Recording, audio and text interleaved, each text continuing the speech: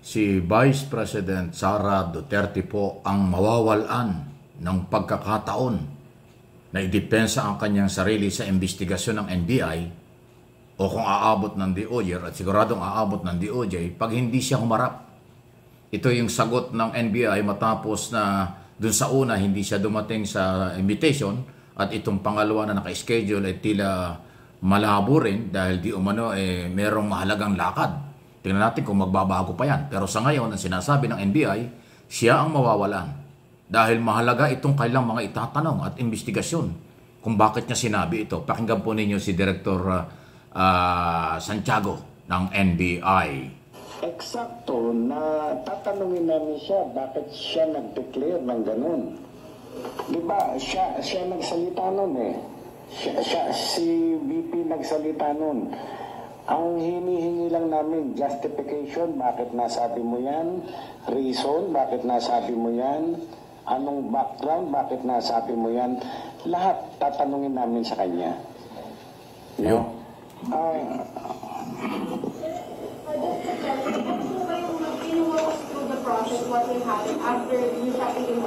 Okay. So ayan ho, yung sagot sa media ni Director Santiago, yung sinasabi niyang, ang itatanong nga po dyan, ano ang basihan niya? Bakit siya nagbanta sa buhay ng Pangulo, First Lady at Speaker of the House? Ano ang kanyang pinanghuhugutan? Kasi ang sinasabi dito ng NBI, kapag tinanong nila yan at hindi malinaw kung ano yung kanyang pinanghuhugutan, ayun o yung magiging dahilan para kanya lang i-file ang mga kaso. Okay? By the way, si Santiago po, dating pulis, dating hukom, dating judge, ngayon ay director ng NBI, Jaime Santiago. Ang kanya sinasabi, itong una, pangalawa, na pang-imbita sa pangalawang Pangulo ay para sa kanya ito, hindi para sa NBI. Ang akin pong personal na opinion at paniniwala dyan, pag binibigyan ka ng pagkakataon ng mga investigador na ikaw ay humarap at iharap mo ang iyong panig, ang iyong side, kung paano mo ginawa at bakit mo ginawa, ang mga pwedeng paglabag sa batas, magpasalamat ka dahil binibigyan ka ng pagkakataon. Pero yung ibitin o hindi siputin ang mga invitation sa kung anong mga dahilan ay hindi na ho kasalanan niya ng mga investigador.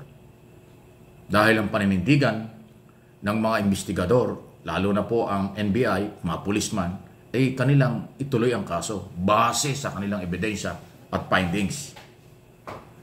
Rule of law nga ang pinapaira nila, hindi nila minamadali. At hindi pwedeng i-hostage ng Office of the Vice President ang investigasyon ng gobyerno laban sa kanya. Dahil sa kanya nagsimula ang lahat ng ito.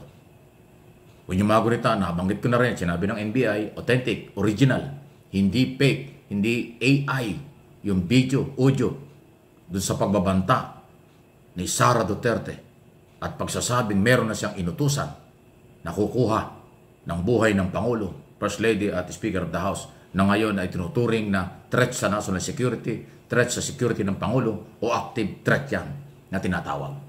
So, para po sa inyong kaalaman, sa akin pong paniniwala at yan ang lumalabas, hindi kawalan sa NBI pag hindi humarap ang pangalawang Pangulo sa kanilang investigasyon.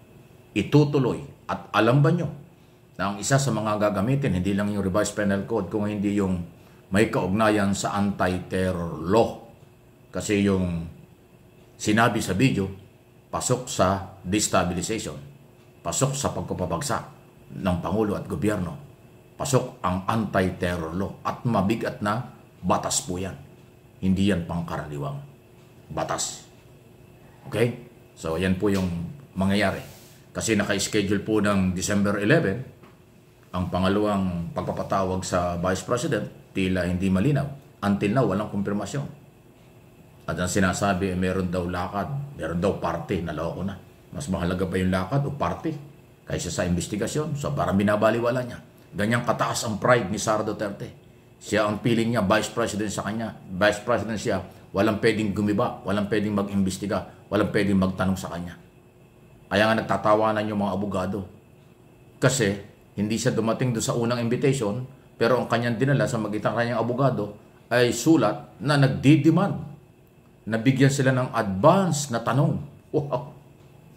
Meron ba namang investigador Ako, ang tagal kong police reporter, NBI reporter at nag-cover sa korte ng reporter pa ako. Walang ganon na mag-a-advance ka ng tanong, isusulat mo at ibibigay mo sa tatanungin. Ano yun? Ay ang investigasyon, kasama ang interrogation. Huhulihin ka kung nagsisinungaling ka o hindi. Eh bakit bibigyan ng advance na tanong? Eh di na pag-aralan mo. Wow! Kakaiba. Kakaiba. Hindi ko alam kung anong klaseng abogado yun. Walang abogado na matutuwa at sasang-ayon sa advance na tanong. Walang ganon. Kakaiba talaga. Kaya nga nung matanggap ni Director Santiago yung sulat na naghihingi ng question, ng advance na question, hindi na nga niya binasa, i-display na kayo sa media, o kayo nang magbasa. Parang bilang abogado, bilang director at bilang judge, hindi niya talaga matatanggap yung ganon. Wala pong ganon. Inuulit ko, ang investigation, bahagi dyan na interrogation. Huhulihin ka kung nagsisinungaling ka. Huhulihin ka sa tanong at sagot mo kung ikaw ay nagsasabi ng totoo. Ay paano mo mahuhuli kung nagsasabi ng totoo? Kung i-advance mo yung tanong. Para mapag-aralan niya at malaman niya kung anong isasagot mo. Anong klaseng investigation yon? Anong klaseng interrogation yon? By the way, sa anti-terror law, 24 days pwede kang isailalim sa interrogation. Without case, hindi ka pwedeng magreklamo. Yan ang anti-terror law. Kaya nga yun. Kaya nga ako natatawa ko doon kahit yung mga abogadong kinukonsulta ko na iba. Sabi niya, ano yan? Totoo ba yan? Sabi ko, totoo yan. Merong advance question na request. Wow, sabi niya. Anong klase yun? Walang ganon. At hindi yan papansinin ng mga investigador. Hindi yan tatanggapin ng NBI. At sinabi na nga ng NBI, hindi pwede yun. Walang advance question. Humarap ka rito, tatanungin ka namin. Humarap ka o hindi, itutuloy namin ang kaso. See you in court. Parang ganon ang labanan. Yan ang prinsipyo ng paghahanap ng katotohanan. Bigyan ka ng pagkakataon, rule of law, due process.